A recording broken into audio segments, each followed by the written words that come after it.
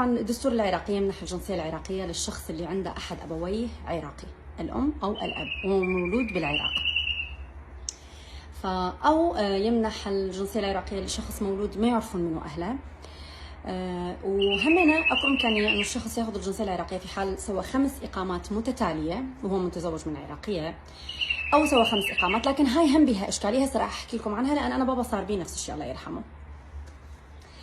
2018 أني نزلت لبغداد، قدمت على الجنسية العراقية. أنا مولودة بمستشفى بغداد بمدينة الطب، نفوسنا بالأعظمية، ساكنين بالكرادة من أول الدنيا. أنا مولودة بالكرادة أصلا. بديت أراجع. بالبداية سألت ماما، قلت لها وين أروح؟ ماما كانت بتونس. قالت لي زهراء لازم تروحين للسيد إدريس.